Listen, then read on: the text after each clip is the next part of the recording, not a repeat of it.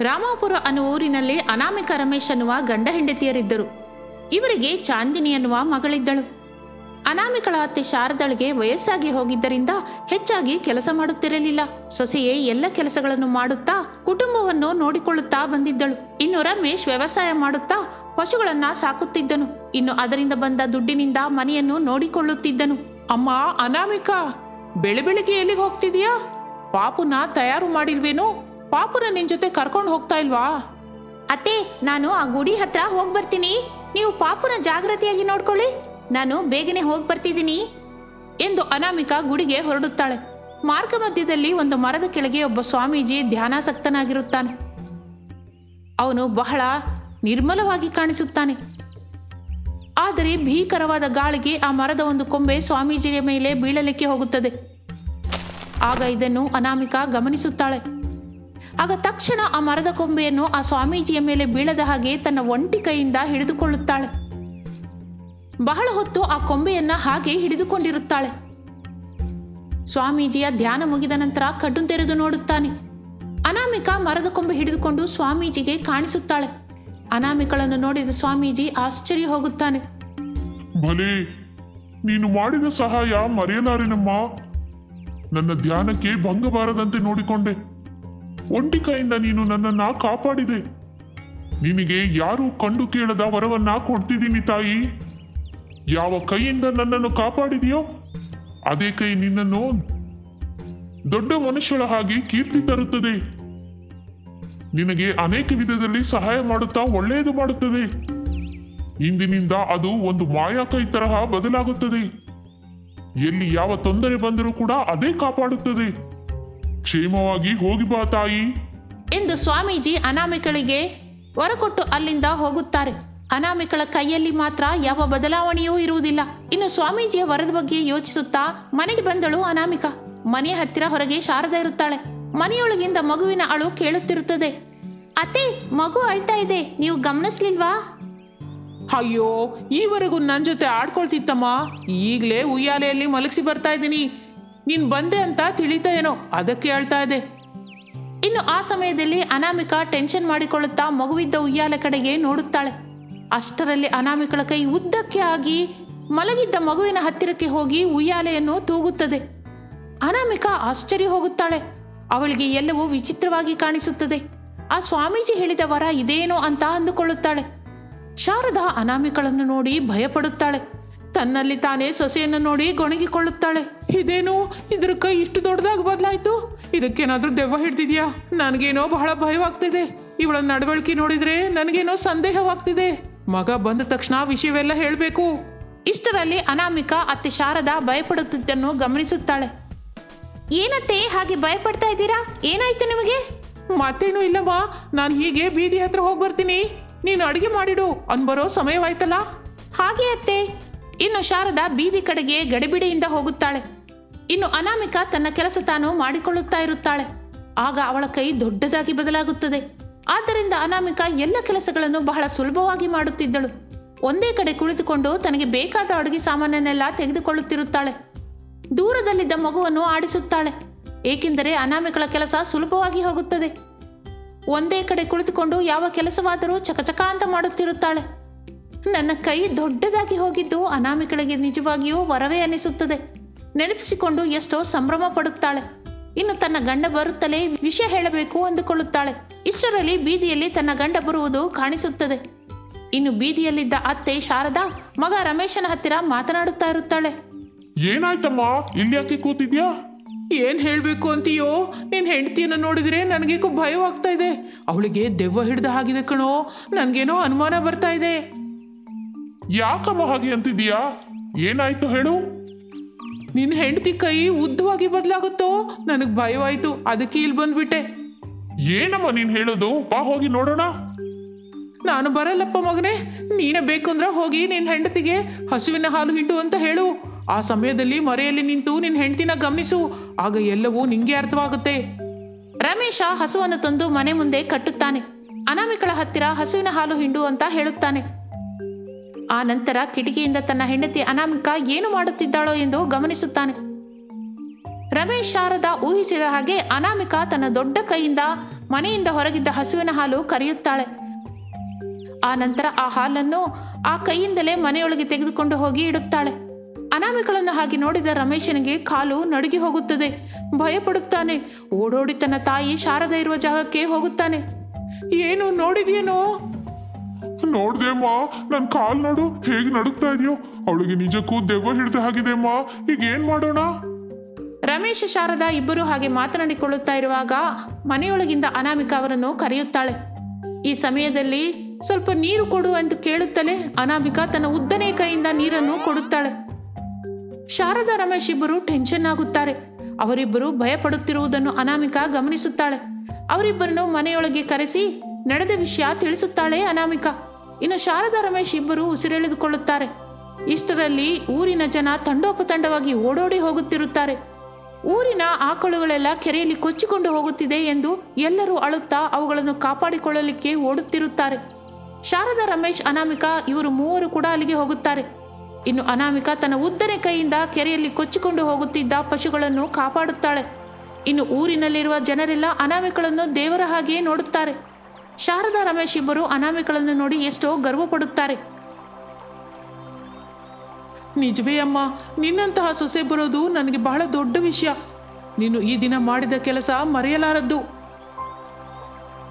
ಅನಾಮಿಕಾ, ನನಗೆಷ್ಟು ಸಂತೋಷವಾಗಿದೆ ಗೊತ್ತಾ? ನಿನ್ನ ಮಾಯಾ ಕೈಗಳ ಸಹಾಯದಿಂದ ಊರಿನ ಜನರ ಪಶುಗಳನ್ನು ಕಾಪಾಡಿದೆ. ಅದೆಲ್ಲದೆ ಇದ್ದಿದ್ದರೆ ಅವರು ಬದುಕ್ತಾ ಇದ್ರೋ ಇಲ್ಲವೋ ಪಾಪ. ಅದರಿಂದಲೇ ಎಲ್ಲರೂ ಸಂತೋಷದಿಂದಿದ್ದಾರೆ. ಅದನ್ನು ಕಾಪಾಡಿ ನೀನು ದೇವತೆಯಾಗಿ ಹೋದೆ. ಏನಂದ್ರೆ ನೀವು ಹಾಗೆ ಹೇಳಬೇಡಿ, ನನ್ಗೆ ನಾಚಿಕೆ ಆಗುತ್ತೆ. ಬನ್ನಿ, ನಿಮಗೆ ಒಳ್ಳೆ ಅಡುಗೆ ಮಾಡಿ ಊಟ ಹಾಕ್ತೀನಿ, ತಿನ್ನೋಣ ಬನ್ನಿ ಎನ್ನುತ್ತಾ ಅನಾಮಿಕಾ ರಮೇಶ್ ಇಬ್ಬರು ನಕ್ಕು ಬಿಡುತ್ತಾರೆ. ಇನ್ನು ಅನಾಮಿಕಾ ತನ್ನ ದೊಡ್ಡ ಕೈಯಿಂದ ಮಾಡಿದ ಸಹಾಯವನ್ನು ನೋಡಿ ಎಲ್ಲರೂ ಗರ್ವಪಡುತ್ತಾರೆ. ಇನ್ನು ಆ ದಿನದಿಂದ ಆ ಕುಟುಂಬದಲ್ಲಿ ಸಂತೋಷ ಮಾತ್ರವೇ ಇರುತ್ತದೆ. ಒಂದೂರಿನಲ್ಲಿ ಪ್ರಸಾದ್ ಶಾರದಾ ಅನ್ನುವ ದಂಪತಿಗಳಿದ್ದರು. ಅವರಿಗೆ ರಮೇಶ್ ಅನ್ನುವ ಮಗನಿದ್ದನು. ಅವರ ಕುಟುಂಬ ಬಹಳ ಬಡ ಕುಟುಂಬ. ಪ್ರಸಾದ್ ರಮೇಶರು ವ್ಯವಸಾಯ ಮಾಡುತ್ತಾ ಇದ್ದರು. ವ್ಯವಸಾಯದಲ್ಲಿ ಸರಿಯಾಗಿ ಆದಾಯ ಇರದೆ ಸಾಲ ಮಾಡುತ್ತಾ ಕಾಲ ಕಳೆಯುತ್ತಿದ್ದರು. ಶಾರದಾ ಮಾತ್ರ ತಾನು ಧನವಂತಳು ಆಗಬೇಕು ಎಂದು ಕನಸು ಕಾಣುತ್ತಿದ್ದಳು. ಒಂದು ದಿನ ಶಾರದಾ ತನ್ನ ಮಗ ರಮೇಶನ ಹತ್ತಿರ ಹೀಗನ್ನುತ್ತಾಳೆ. ರೇ ರಮೇಶ್, ನೋಡ್ತಾ ಇರೋ, ಯಾವುದೋ ಒಂದು ದಿನ ನಾನು ಬಹಳ ದೊಡ್ಡವಳಾಗ್ತೀನಿ. ನನ್ನ ಆಸೆ ತೀರುತ್ತೆ ಕಣೋ. ಅಮ್ಮ, ನೀನೇನಾದ್ರೂ ಹಗಲು ಕನಸು ಕಾಣ್ತಾ ಇದೀಯಾ ಏನೋ? ಮೊದಲೇ ನಮ್ಮದು ಬಡ ಕುಟುಂಬ. ನಮ್ಮ ಮನೆಯವರು ಕೂಡ ವ್ಯವಸಾಯ ಮಾಡ್ತಾ ಇದ್ದೀವಿ. ದುಡ್ಡು ಕೂಡ ಸರಿಯಾಗಿಲ್ಲ. ಆಸ್ತಿ ಪಾಸ್ತಿ ಅಂತೀಯಾ, ಅದೂ ಇಲ್ಲ. ಇವೆಲ್ಲ ಇಲ್ಲದಿದ್ರು ನೀನು ಮಾತ್ರ ದೊಡ್ಡವಳು ಆಗ್ಬೇಕು ಅಂತ ಹಾಗೆ ಆಗ್ತೀನಿ ಅಂತ ಕನಸು ಕಾಣ್ತಾನೇ ಇದ್ದೀಯಾ. ನಿನ್ನಿಂದ ಅಪ್ಪ ಕೂಡ ಹುಚ್ಚು ಹಿಡಿದ ಹಾಗಿದ್ದಾನೆ. ಅಲ್ಲಿ ನೋಡು ಹೇಗಾಗಿ ಹೋಗಿದ್ದಾನೆ. ನೋಡೋ ಮಗನೇ, ಇವಳ ಬಾಧೆ ಸಹಿಸಲಾದೆ ಹೋಗ್ತಾ ಇದ್ದೀನಿ. ದಿನವೆಲ್ಲ ಇವಳು ಹುಚ್ಚು ಹೆಚ್ಚಾಗಿ ಹೋಗ್ತಿದೆ. ಸಮಯಕ್ಕೆ ಊಟ ಇರಲ್ಲ, ಸಮಯಕ್ಕೆ ಯಾವ ಕೆಲಸವೂ ಆಗ್ತಾನೆ ಇರಲ್ಲ. ಆದ್ರೆ ಇವಳ ಹುಚ್ಚು ಮಾತ್ರ ಹೆಚ್ಚಾಗ್ತಾನೆ ಇದೆ. ನನ್ ಪ್ರಾಣ ತಿನ್ನೋದಿಕ್ಕೆ. ನೋಡಮ್ಮ, ಅಪ್ಪ ನಿನ್ಗಾಗಿ ಹೇಗೆ ಅಳ್ತಾ ಇದ್ದಾನೆ. ಅವನನ್ನ ನೋಡಿ ಆದ್ರೂ ನಿನ್ನಲ್ಲಿ ಬದಲಾವಣೆ ಬರ್ಬೇಕಲ್ಲ. ಇನ್ನು ಸಾಕು, ನಿಲ್ಸೋ. ನನ್ನ ಕನಸು ನೆರವೇರ್ದಿದ್ರೆ ಹಾಗಾಗೋದಕ್ಕೆ ಕಾರಣ ನೀವೇ. ನೀನು ನಿಮ್ಮ ಅಪ್ಪ ನನ್ನ ಮಾತು ಕೇಳ್ತಾ ಇಲ್ಲ. ಯಾವುದೋ ಒಂದಿನ ನೀವು ನನ್ನನ್ನು ಹೊಗಳಿಕೆ ಅಂತ ಮೆಚ್ಚಿಸ್ತಾನೆ ಇರ್ತೀರಾ. ಶಾರದಳ ಮಾತುಗಳು ಕೇಳಲಾರದೆ ರಮೇಶ್ ಪ್ರಸಾದ್ ಇಬ್ಬರು ಅಲ್ಲಿಂದ ಹೊರಟು ಹೋಗುತ್ತಾರೆ. ಒಂದು ದಿನ ಹೊಲದ ಹತ್ತಿರ ರಮೇಶ್ ಪ್ರಸಾದ್ ಇಬ್ಬರು ಮಾತನಾಡಿಕೊಳ್ಳುತ್ತಾ ಇರುತ್ತಾರೆ. ಅಪ್ಪ, ಈ ಸಲ ಬರ ಹೆಚ್ಚಾಗಿ ಕಾಡ್ತಾ ಇದೆ ಅಪ್ಪ. ನಾವು ಏನೋ ಒಂದು ಮಾಡಿ ನಮ್ ಬೆಳೆನ ಕಾಪಾಡ್ಕೋಬೇಕು. ಆ ಪಕ್ಕದ ಹೊಲದ ಹತ್ರ ಹೋಗಿ ಸ್ವಲ್ಪ ಮಾತಾಡಿ ಸ್ವಲ್ಪ ನೀರು ಬಿಡಿ ಅಂತ ಕೇಳಿ ಅಪ್ಪ. ಅವರ ಹತ್ರ ನಾನು ಆಗ್ಲೇ ಮಾತನಾಡಿದೆ ಕಣೋ. ಅವರು ನನ್ನ ಮಾತು ಕೇಳ್ತಾ ಇಲ್ಲ.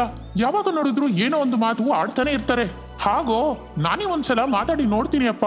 ಅವನು ನಿನ್ ಹೆಸರು ಎತ್ತುತ್ತಲೇ ನನ್ ಮಾತು ಕೇಳ್ದಲೇ ಬೈತಾ ಇರ್ತಾನೆ ಕಣೋ. ಅವನ ಮಗಳು ಅನಾಮಿಕಳನ್ನು ನೀನು ಪ್ರೀತಿಸ್ತಾ ಇದೀಯಾ ಅಂತ ಅನ್ನಿಸ್ತಾ ಇದೆ. ನಿನ್ ಮೇಲಿನ ಕೋಪದಿಂದ ಅವನು ನಮ್ಮ ಹೊಲಕ್ಕೆ ನೀರ್ ಬಿಡ್ತಾ ಇಲ್ವಂತೆ. ನಿಜ ಹೇಳೋ, ಆ ಹುಡುಗಿನ ನೀನು ಪ್ರೇಮಿಸ್ತಾ ಇದ್ದೀಯಾ? ಹೌದು ಅಪ್ಪ, ಆದ್ರೆ ಅವ್ರ ಮನೇಲಿ ಯಾರೂ ಒಪ್ಕೋತಾ ಇಲ್ಲ. ನಮ್ಮನೆಗೆ ಕರ್ಕೊಂಡ್ ಬರೋಣ ಅಂತ ಅಂದ್ರೆ ಅಮ್ಮ ಮಾಡ್ತಾ ಇರೋ ಹುಚ್ಚು ಚೇಷ್ಟೆಗಳಿಂದ ಕರ್ಕೊಂಡ್ ಬರಲಾರೆ ಅಪ್ಪ. ಏನ್ ಮಾಡ್ಬೇಕೋ ಅರ್ಥವಾಗ್ತಿಲ್ಲ. ಅದಕ್ಕೆ ಮೌನವಾಗಿದ್ದು ಬಿಟ್ಟೆ. ಆಗಲೇ ಅನಾಮಿಕಳಿಗೆ ಮದುವೆ ಸಂಬಂಧ ನೋಡ್ತಾ ಇದ್ದಾರೆ ಅಪ್ಪ. ಪ್ರಸಾದ್ ರಮೇಶ್ ಹಾಗೆ ಮಾತನಾಡಿಕೊಳ್ಳುತ್ತಾ ಇರುವಾಗ ಅನಾಮಿಕಾ ಅಲ್ಲಿಗೆ ಬರುತ್ತಾಳೆ. ಅವಳು ಅಳುತ್ತಾ ಬರುತ್ತಾಳೆ. ನೋಡು ರಮೇಶ್, ನೀನೆಂದ್ರೆ ನನಗೆ ಬಹಳ ಇಷ್ಟ. ನನಗೆ ನನ್ನ ಮನೆಯಲ್ಲಿ ಮದುವೆ ಸಂಬಂಧ ನೋಡಿದ್ದಾರೆ. ಈ ವಾರದಲ್ಲಿ ನೀನು ಏನ್ ಮಾಡ್ತೀಯೋ ಮಾಡು. ಇಲ್ಲ ಅಂದ್ರೆ ಇನ್ನು ನಾನು ನಿನಗೆ ದಕ್ಕೋದಿಲ್ಲ. ನೀನು ದಕ್ಕದ ಈ ಜೀವನ ನನಗೆ ಬೇಡ. ಅನಾಮಿಕಾ ಹಾಗೆ ಅಳುತ್ತಾ ಇರುವಾಗಲೇ ಪ್ರಸಾದ್ ಮಧ್ಯದಲ್ಲಿ ಮಾತನಾಡುತ್ತಾನೆ. ನೋಡಮ್ಮ, ತುಂಬಾ ಚಿಕ್ಕಂದಿನಿಂದಲೇ ನೋಡ್ತಾ ಇದ್ದೀನಿ, ಬಹಳ ಒಳ್ಳೆ ಹುಡುಗಿ ನೀನು. ನಮ್ಮ ಮನೆಗೆ ಸೊಸೆಯಾಗಿ ಬರ್ತೀಯ ಅಂದ್ರೆ ನನಗೆ ತುಂಬಾ ಸಂತೋಷವಾಗಿದೆ. ಆದ್ರೆ ನಿಮ್ಮ ಅತ್ತೆ ಮಾತುಗಳೆಲ್ಲ ಸ್ವಲ್ಪ ಹುಚ್ಚಾಗಿರುತ್ತೆ.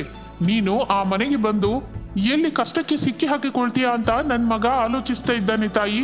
ಇನ್ನು ಸಮಯವಂತೂ ಮಿಂಚಿ ಹೋಗಿದೆ, ನೀವು ಮದುವೆ ಮಾಡಿಕೊಳ್ಳಬೇಕಾದ್ದೆ ಎಂದು ಪ್ರಸಾದ್ ರಮೇಶ್ ಅನಾಮಿಕಳಿಗೆ ಮದುವೆ ಮಾಡಿ ಮನೆಗೆ ಕರೆತರುತ್ತಾನೆ. ಸೊಸೆ ಅನಾಮಿಕ ಮನೆಗೆ ಬರುತ್ತಲೇ ಶಾರದಾ ಉಬ್ಬಿ ಹೋಗುತ್ತಾಳೆ. ಸೊಸೆಯನ್ನು ಮನೆಯೊಳಗೆ ಕರೆದುಕೊಂಡು ಹೋಗುತ್ತಾಳೆ.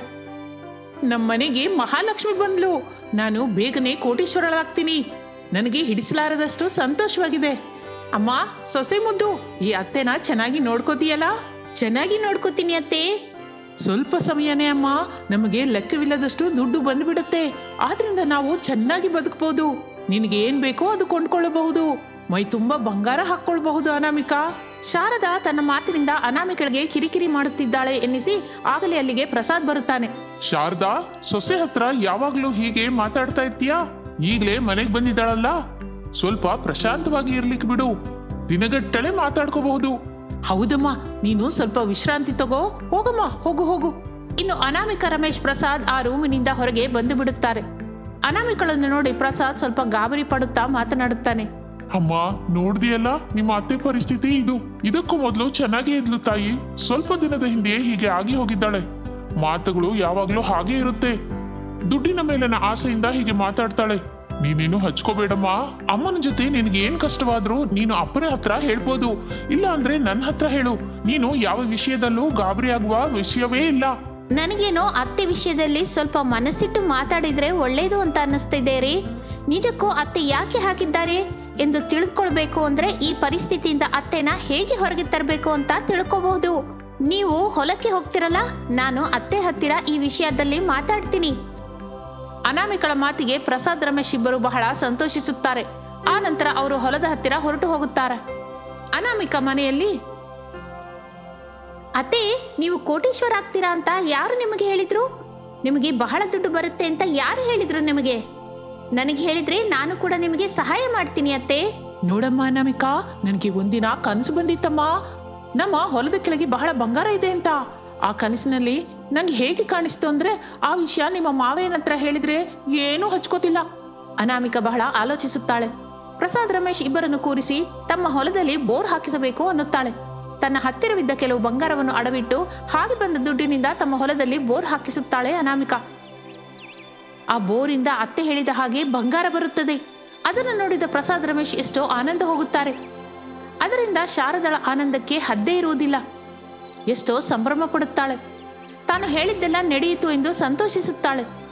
ಇನ್ನು ಅನಾಮಿಕ ಕೂಡ ತನ್ನ ಅತ್ತೆ ಹೇಳಿದ ಮಾತನ್ನು ಮೊದಲೇ ನಡೆಸಿದ್ದರೆ ಈಗಾಗಲೇ ದೊಡ್ಡ ಕೋಟೀಶ್ವರರಾಗಬಹುದಿತ್ತು ಎಂದು ಅನ್ನುತ್ತಾಳೆ. ಇನ್ನು ಆ ದಿನದಿಂದ ಬಂಗಾರದ ಬೋರು ಬಾವಿಯಿಂದ ಅವರು ಬಹಳ ಬಂಗಾರವನ್ನು ಸಂಪಾದಿಸುತ್ತಾರೆ. ಅವುಗಳನ್ನು ಮಾರಿ ಕೋಟೀಶ್ವರರಾಗುತ್ತಾರೆ. ಇನ್ನು ಅತ್ತೆ ಸೊಸೆಯರು ಆ ಊರಿನಲ್ಲಿ ಬಹಳ ದೊಡ್ಡವರಾಗಿ ಬದುಕಿ ಬಹಳ ಜನಕ್ಕೆ ಸಹಾಯ ಮಾಡುತ್ತಾ ಎಷ್ಟೋ ಗೌರವಿಸಲ್ಪಡುತ್ತಾರೆ.